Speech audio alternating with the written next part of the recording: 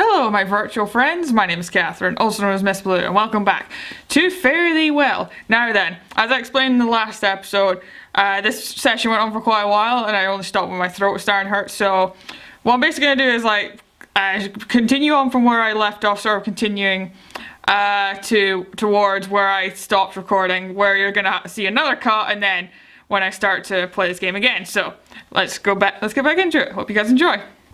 June 13th, 1987. Oh boy. Another day, another highway stretches out towards Oblivion. Oblivion, USA. That's probably a town. I suppose they have a place called Boring, I think. As I stand beside an outstretched arm, an erected thumb, baking in the heat of the mid-June sun like a scrambled egg served sunny side up over the asphalt. Route 1, to be exact, some meaningless measure of distant from Caribou. These old main roads are so familiar. Painfully so that I attempt to suspend my awareness of them as I walk down towards the next. Too many memories spanning too many years. I'm growing tired mentally, physically, spiritually. Hell, every which way a man can grow weary. But still, year after year, I walk these same old roads. Maybe one day I'll just stop dead cold in my tracks, and the good Lord allowed me to finally rest on some dusty trail in the middle of nowhere. Perhaps I'll leave a name after me. That wouldn't be so bad, being memorialized for future generations of ramblers like myself.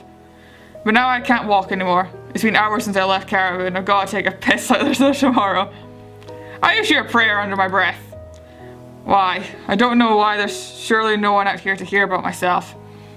I hope that some friendly stranger with a penchant for helping other friendly strangers might notice my hitchhiked thumb and offer me a lift to the next town.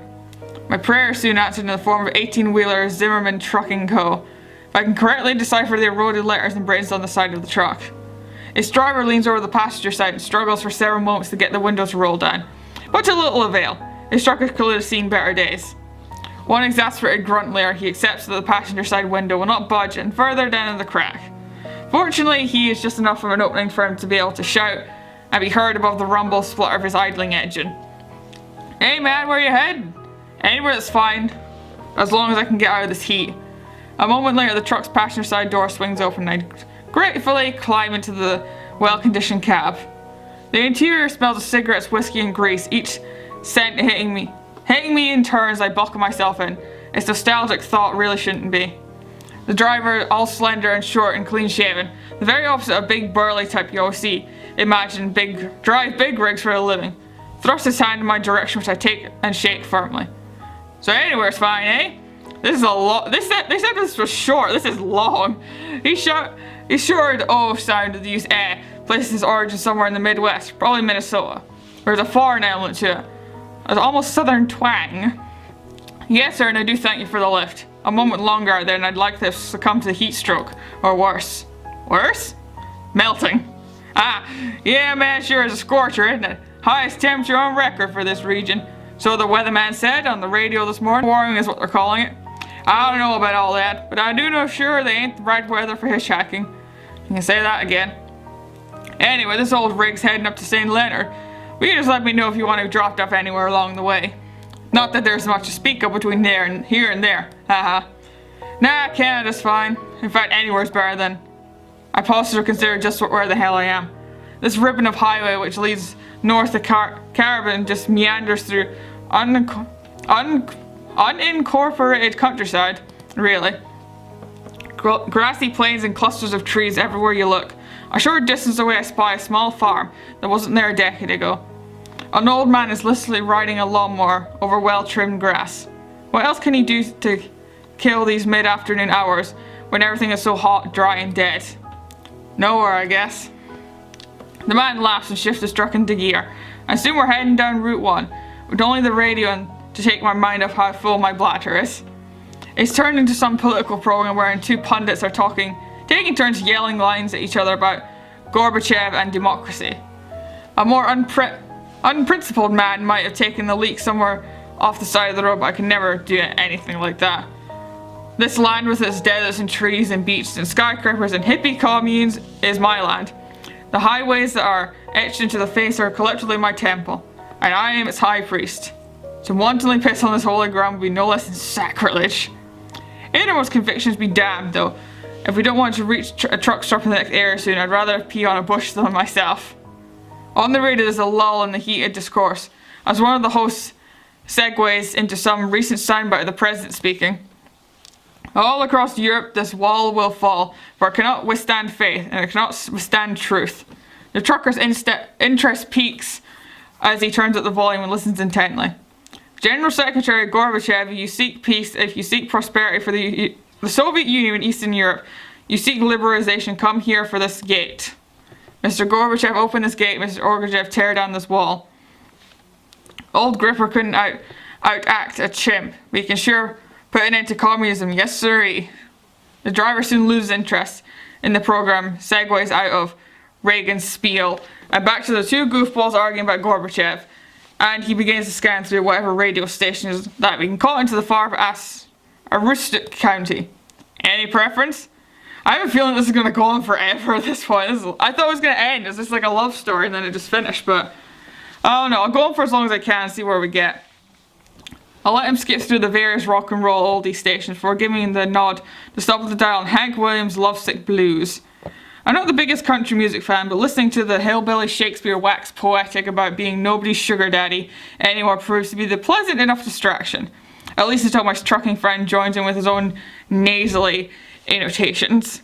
Fortunately, a Texaco soon appears, and I'm spared the displeasure of hearing him butcher the rest of the tune as he pulls into the nearest pump and steps out to refuel. As for me, I hasten to avail myself of the gas station's public restroom. I purchased a cinnamon Danish and an 8-ounce cup of coffee on my way out. Then it's back to the road we go. The Danish is dry and crumbly. I don't know what I expected for 50 cents, to tell the truth. But this coffee's good, and I nurse it to begin to ponder what I'll do when I reach St. Leonard. I'm getting quite tired because my throat's really climbing up now, but never mind. We're getting there.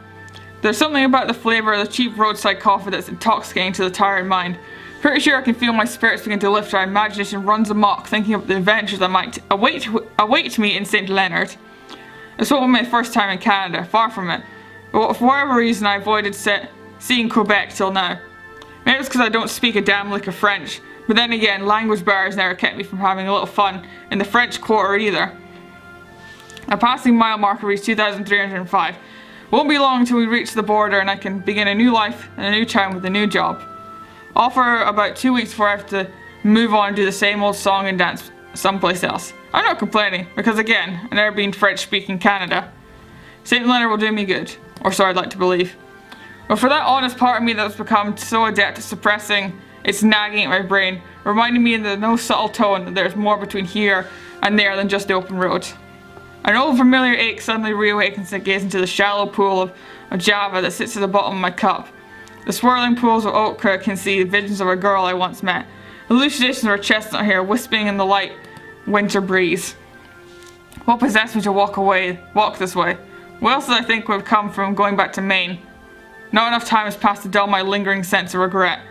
I've been held 20 years is a long, long time. In my life, that's not long enough to exercise a ghost of a single night.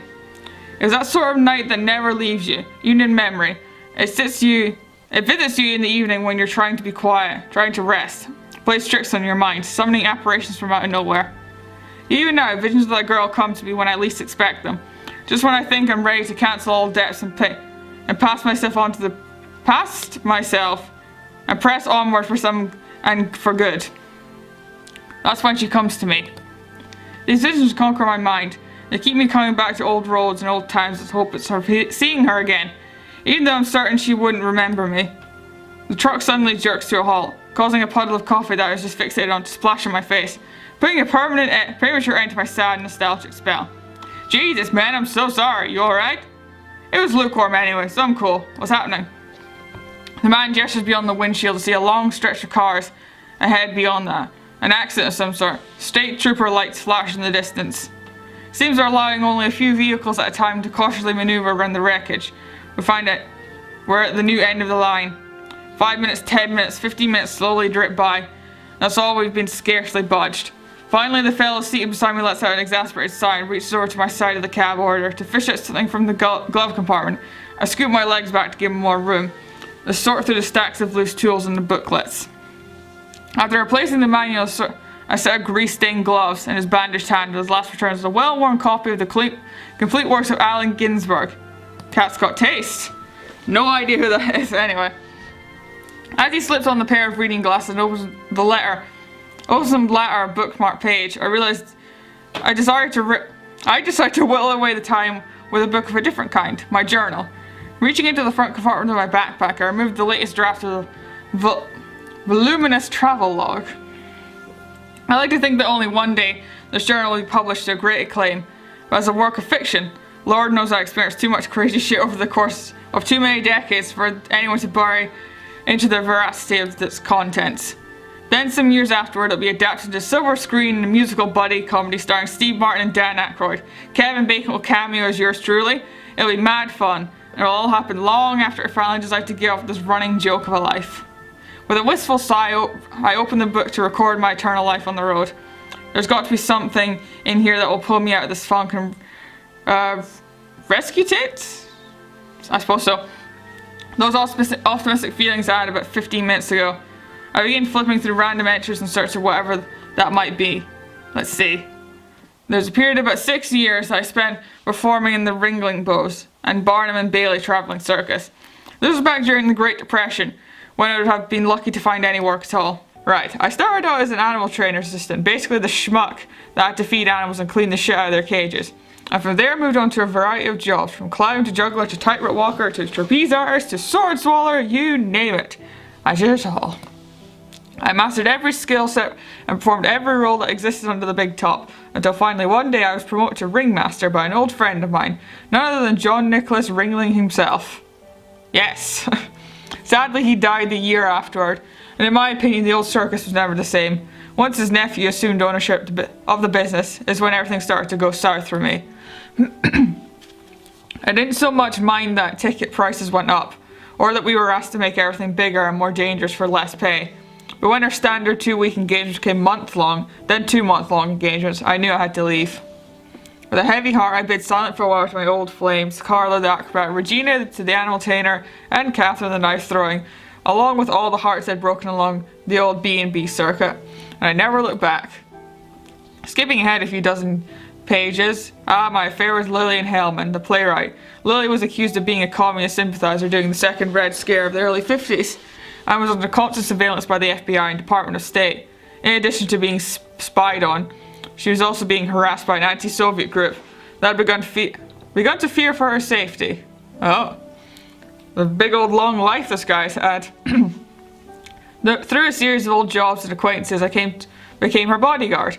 In March of 1951, when she went on a media tour of New York State to promote her newest play, The Autumn Garden, I would accompany her to every ritzy hotel room along the Intinary, where we'd often stay up till 2 a.m. or later, skipping coac and discussing politics. Lily's political sympathies were very similar to mine, and I commiserated, I guess that's the word, with her on her plight. It wasn't long before she counted me among her many lovers. Oh, lovely! This dude's really getting around, isn't he? Of course, the press tour eventually ended, and she returned to her home in Long Island. She invited me to come with her. As always, the offer of having a place to call home and a friendly face to share it with was tempting beyond words. I spent a few nights with her there, slept on a cot because I didn't want to fall in too deep with her. Then made up some bullshit story about having to go break things up with a girl in Queens.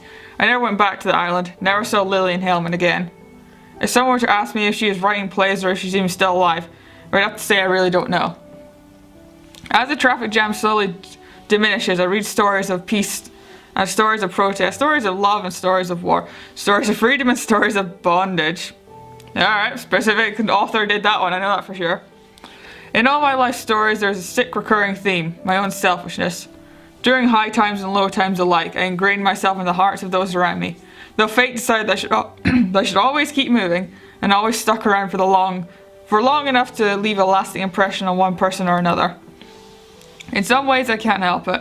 I'm not so much of an asshole that I would go out my way to make everyone dislike me. I can't simply abort that everyday mental process which keeps me from trying to appease others.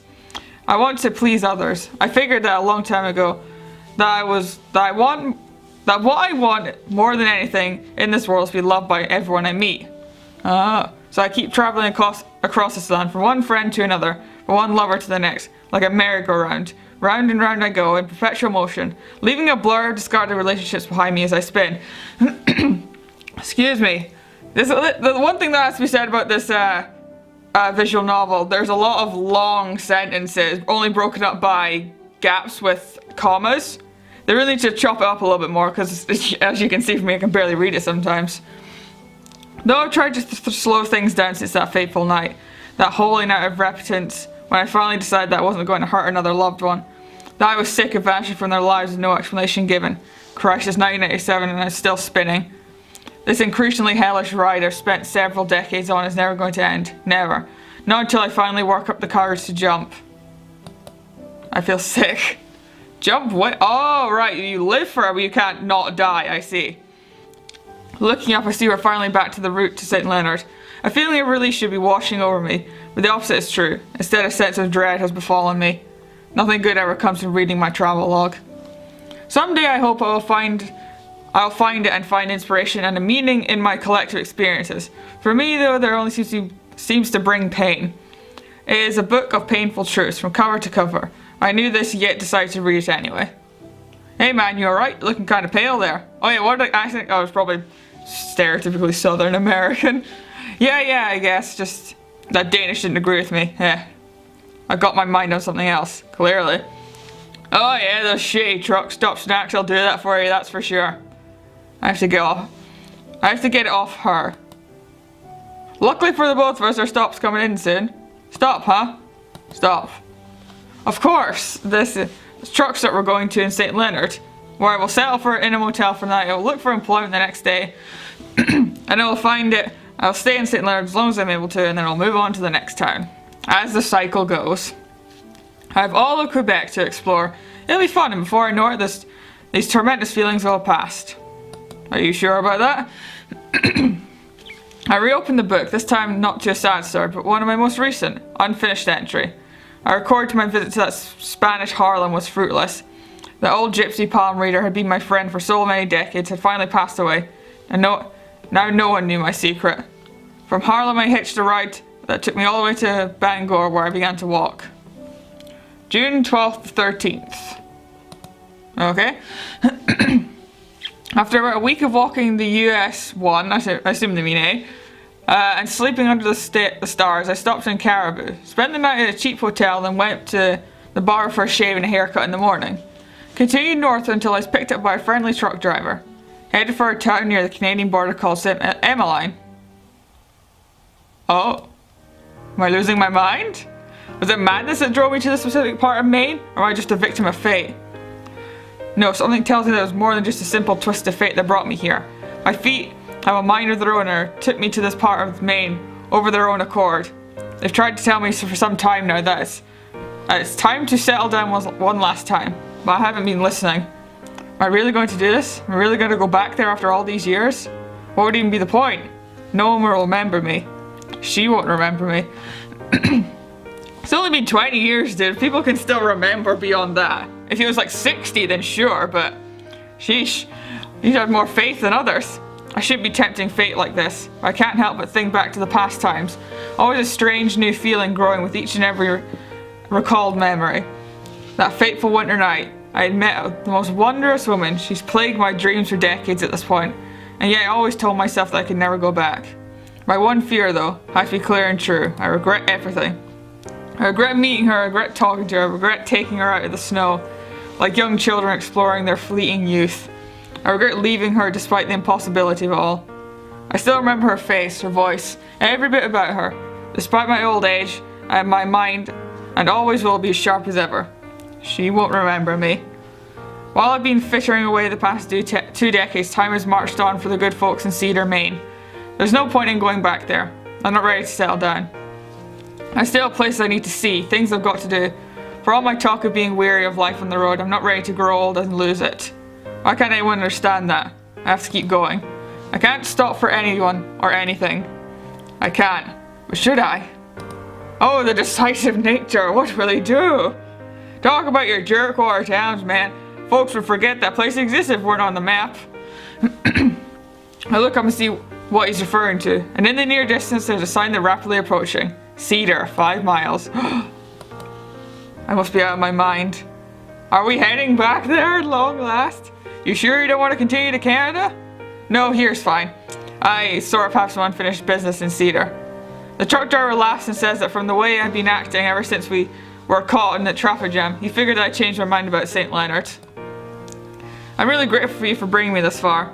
So what do I owe you for the ride? I reaches my back pocket to remove my wallet, but the truck driver just shakes his head. You're just a Wayfarer stranger like me. If the only difference between us is that I've got a vehicle and you don't, God, what kind of person would I have to pass you up? That's why I never pass up a hitchhiker that will never charge for one ride. You sure? I really hate taking advantage of people's kindness. The trucker smiles off me one last hearty laugh. Man, don't think twice, it's alright. Aw, kindness is wonderful. I turn to face the sign I thought I'd never see again. It reads Cedar, Maine, population 2,501. I think for a moment about what it might mean for me to venture beyond this sign, but all the risks involved in trying to see her again. Now that I'm finally here, I want nothing more than to turn around and run back to the highway, where I've always belonged. But I can't. It was a spectre of her memory which drew me here, and I won't let it run away with me again. For better or for worse, it's time to face Cedar. It's time to face Emmeline. Here goes nothing. Oh god, I feel like she's not gonna be there. She like moved out ages ago, because that's what she kind of wanted to do. Yeah, she was a traveler like him. She's gone, man. She's not gonna still be here. With a deep breath and a sigh, I walk towards the bar that I'd come to love. Nature makes way to buildings denser and closer until I'm nearly at the heart of the small town. A familiar entrance in front of me. Ah, it's still as shiny as it once was. The same bartender from all those years ago, albeit with a tired look about him, turns towards me as I enter. Good evening, what can I get for you? Just a beer, nothing fancy, thank you. The old man's complexion changed as he halts, staring at the bottle in front of him. I never get a face, and I surely don't want a voice. Have we met before, young man? Once, a long, long time ago. But how? How are you here? It's a long story. Does he get it? Oh, he gets it. I believe so. You know, it's been 20 years since I last saw your face. Oh, I know. Counted every day since that winter night. Why have you returned? Surely you wouldn't have come back here after 2 entire decades just to have a drink at my bar. Not entirely sure, to tell you the truth. A gentle silence fills the air between us as he hands me the beer and I take a sip, clearing my throat.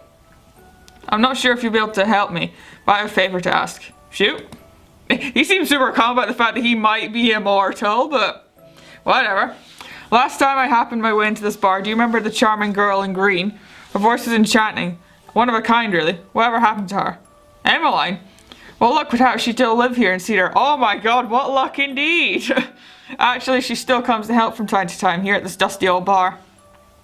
My eyes light up with this very, very good news. She's still here even after all this time. I can hardly believe it. Yeah, she still lives down the road with her husband and young boy. Oh, God. I feel crushed. I'm not sure what I was expecting really, but it hurts nonetheless. Damn. The bartender must have caught on as he continues. Does this change anything? I assumed you had something in mind. While it should, it doesn't really. I'm not entirely sure what I would have done anyhow. Would it be wrong for me to ask the address? Probably not. Well, I would give it to you regardless, it's not necessary. She comes by every morning with her son to help set up for the day. You should come again tomorrow, and I assume you're planning to stay for a while. Yeah, I'll be here, thanks. It means a lot. Don't mention it, anything for an old friend, who I saw once, and probably scorned, I think, at one point. With that, I sip my beer and think of the coming events. The fear that she won't recognize me once again crosses my mind, but I push it off in search of a bed to lay my head. I nod to the bartender and make my way to the local motel and rest up for the night. Oh, drama! It's happening! We're gonna see her, we're all gonna cry. The next morning I arrive early to help the bartender with tables, stools and chairs. The worn wood seems to embody the place as a whole, well worn with a time filled with warmth. I take a seat in front of the bar and the old man organizes a rainbow of colored glass bottles behind it. Calm down, son. You think someone with as much experience as you would have learned to deal with these situations. Saying goodbye is easy, but the returns and the greetings. The old man met my eyes and inclined his head towards the door. Making my best effort to keep my door, I notice Emmeline and her son. I don't know what keeping your door means, whatever. Probably around 7 years old, an inquisitive blue-eyed boy with brown hair. Ah, oh. Emmeline doesn't look too good. Emmeline glances around the bar and seems mildly disappointed. Her gaze flits over me as it would one of those tables. She approaches the old man. You set up without me? Sorry, I would have mentioned earlier, but I have a new employee in training. He helped me this morning. We have set the stage up though. I'll get you some work yet. She looks at me directly for the first time. But there's no spark of memory in her eyes, only the casual friendliness of someone who's greeting a new acquaintance. Oh, nice to meet you. I'm Emmeline and this is my son Michael. Michael places his collar in the shirt to avert his eyes. Hi. Oh, he's so cute. I give him a smile and a wave, and then extend my hand to Emmeline. She shakes it. I take a page out of Michael's book. I'm too nervous to meet her gaze directly for too long. Well, she seems happy, at least she's smiling. Nice to meet you both. Again. Oh, the drama, the horror. Right, well, the stage isn't going to help itself. Why don't you and Michael teach the greenie here the ropes? I've got a few more glasses to clean. Emmeline nods and gestures for Michael to follow her to the stage. Okie dokie then. Have you ever worked in a bar before? Oh, I'm the new guy. I thought they were talking about someone else. Okay then. I know my way around one. Don't we all? Michael climbs up the front of the stage and seems to be opening a bin that contains the cables. How old are you, 25? I'm a little older than I look. I'm assuming he's done this before. Emmeline walks beside the stage to retrieve a broom and a dustpan before starting to sweep behind the speakers, amps and other sound equipment. Yeah, he loves to listen to music. So this is right up his alley. It's a karaoke night tonight, so his setup will be a little different. I set about putting the microphone on the center stage and I feel something nudge my leg. I see Michael holding a cable towards me, not Michael. That one goes with this one. Oh thanks, what kind of music do you enjoy, Michael?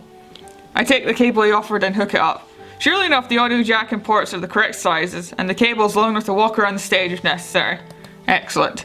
The stray cat and he looks at his mother for answers, looking anxious. You remember Depeche Mode, something you listen to like Michael Jackson? I'm more of a Simon and Garfunkel gal myself. The new stuff isn't bad, but there's something about the acoustic guitars.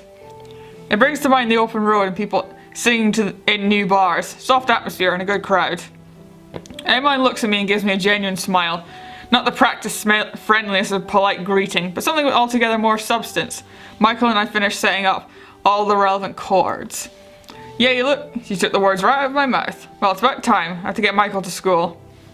Well, that was a fleeting encounter, I suppose. Is that all of it? Emmeline waves goodbye to the bartender and takes Michael's hand, walking to the door. Same time tomorrow. Have a good day.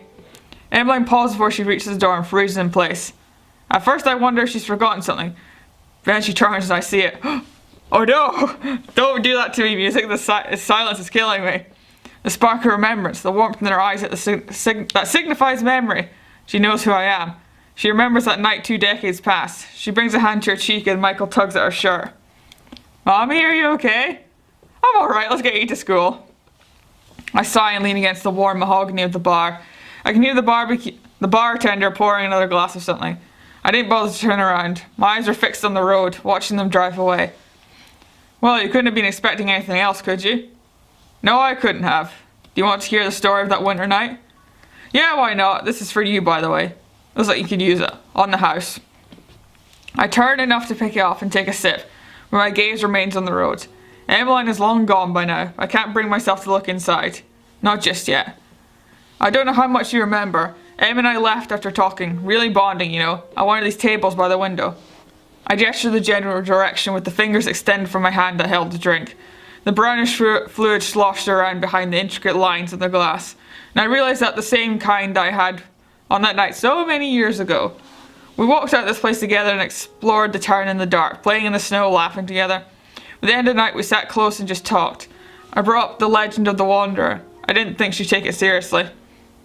But she did. She listened and in the end she identified with it. Of course you know Emmeline's story, how she got here. She's every bit as much as wanderlust as I did. I take a sip from my glass and return around before looking at the cup. Or had. I guess everyone else like me eventually grows out of that phase. I suppose part of me realised it then. I didn't want to break her heart, so I just left. Ultimately, I shouldn't have been surprised that she didn't remember me at first. I'm sure she's had to deal with her share of people walking out of her life. It was only one night. It was a long night. But yeah, we did stay up till the sunrise, but yeah. The old man puts a comforting hand on my shoulder. You know, I didn't think Emmeline would ever settle down, but her husband, well, you'd like him. He runs a tri-county newspaper. Takes the family camping often in the summer and the autumn. You couldn't ask for a better life for her son in this town. Sounds like a good guy. I nod and hand the bartender back his glass. Thanks for the drink, and thanks for the cover earlier. Do you really need some help around here? That I do. You want to settle for a few years, I'd love to have you around. But you know what happens if you stay, Wanderer. You sure you want to deal with that? Excuse me for coughing so much, good God. I ran a hand through my hair and looked outside, wondering if it would be like what it'd be like to stay in this town for a few years. I think I'm gonna get some fresh air. If I return, you know my answer. If I don't, well, you know just the same. Actually, if you wouldn't mind, I think I need a break for today. If it's okay with you. Yeah, I'll close up shop. I'll keep everything straight, don't worry. We just opened, didn't we? Like, that was what they were setting up. I suppose a bar wouldn't need to be open in the morning, that makes sense. The bartender nods, wipes down a few more services and heads out. He gives me one last fleeting smile before the door closes with a sense of odd finality. Right then. With that, I'm left alone. The emptiness of the bar fills the air. Silence keeping me company as I had the past 100 years. The familiar smell of draft, familiar atmosphere of the community made up of vagabonds and travellers, friends and families, of those homes with whose I've yet to find theirs. The familiar sense of loneliness. Okay, music, hello again. Have I found my home? Is this my final resting place? Is this where I will seek out the rest of, or maybe, is it? I don't know. I'm not good with words, apparently. Is this where I'll eke out the rest of my existence, however long into infinity that will take me? I honestly don't know. The heart of the bar begins to constrict my breathing, the weight of it all crushing me, claustrophobically. The warm lights blazing fire. Tugging my collar, I grab my belongings and walk out of the door. It closes ever so softly behind me, the entrance framing me, engulfing me. Oh.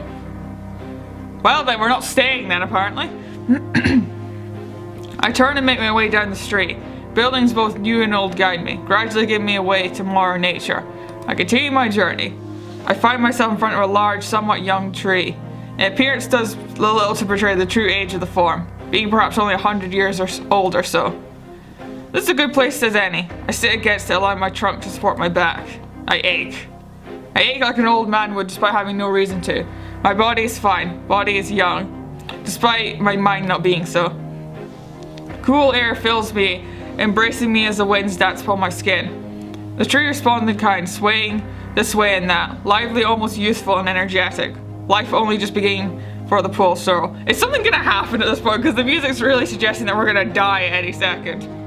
I sit motionless, knowing that what must come. I need not distract myself. I have a very important decision to make. A simple decision, really. Something a normal person wouldn't even hesitate to answer. Do I stay or do I go? I was about to sing that song that had that lyric in it, but I don't remember it. The wind quiets down, all things listen intently to my every word, my every thought. I guess in reality the more important question is whether or not she would care. Does she remember? That moment earlier gave me the feeling. Why could she forget that magical night? Out of many years of existence, that is the one memory that I'm certain to never lose. Maybe she just did what I never could. The air turns frigid, humid. Someone shakes me out of my lull, my trance, my thoughts and memories. Rain. It's raining. Wonderful. The rain continues to shake me, spreading through my clothes across my skin. I know what I have to do. It isn't about me, it's about everyone else, isn't it? I can't keep hurting people like this. It's for the better that I don't stay. They have to keep their secrets, hide me away, or worse still, they'd have to die, seeing my eternal youth, seeing what they once were, and what they could never be. They'd all die, and I'd still be there, forever burying them, the job of a father at war, or a son in peace. I'm not like them, I'm not one of them. It's not my place to be here, to serve as a constant reminder of what they must have, and what I'm fated to never feel. Shivering now, I try to stand, to walk away from everything. I can't. My muscles refuse to respond, screaming at me, aching through and through, I see, never mind. My heart gives out, telling me what my brain never would, never should. Don't run from this. Oh shit, are we dying? Don't leave her again. Okay, fine, we're dying. We're dying, yet he seems to be cool with it, okay. No, I can't stay here. And yet I can't leave her again. The rain penetrates the canopy, pouring over me, as though lending a few short moments of quiet clarity, or too much of the youngling overcome by the weight of the world. I'm sorry that you have to go through this again. I forced myself through the pain, standing on my youth, with it regaining my stature. I leave in a corrupted embrace of the tree out into the chilled weather. Looking up from my sodden boots, my vision is blocked by the one thing that I plan to never see again. It reads simply, Cedar, Maine. A simple representation of the place, the family that I had grown to love. The aching becomes unbearable. I'm forced to lean against the sign, my full weight causing the sign to waver, temporarily until it catches itself, accepting me. I cannot see the world beyond the sign. My vision is entirely blocked. I've made my decision. Please, please get out of my way. The sign remains, quiet as it always was. I beg, I plead, I can't watch them die. I can't be here. Only pain will come from this. Once again, I will be alone. Once again, I will be held down by my regrets. It remains. Oh, the rain stopped. Excellent. The clouds begin to dissipate. The cold rain gone, the warm air flooding down, back into me. The crickets begin to chirp, frogs ever so loud, life filling the air. So, the decision has been made for me. I turn back from the sign, the town of Cedar, Maine, staring right back at me, expecting me to return as I never had a second thought. The humid air clings to my skin as I make my way back to the bar. I pass that tree once again, waving its leaves in the wind, welcome me back. I pass that as the buildings become less sparse and nature recedes. The bar enters my vision. Wait, we just closed it up. Why would we go back in it again? Unless we've really been out there for that long. I don't know. Either way. Alrighty then, lads. I'll have to do it for this episode. Sorry again for the really horrid cuts in this one, but Catherine from the future decided that she didn't want this episode to be an hour long and have a 35-minute one, then an hour-long one as the next episode. Sort of to drag things out, really. So, gonna cut this session up into 2 parts. Once again, so the next part will be the very last part, and I promise you that much. So, yeah. Hope you enjoyed this episode. Thank you all so kindly for watching, and see you in the 3rd part. Hopefully. Thanks again. See you later.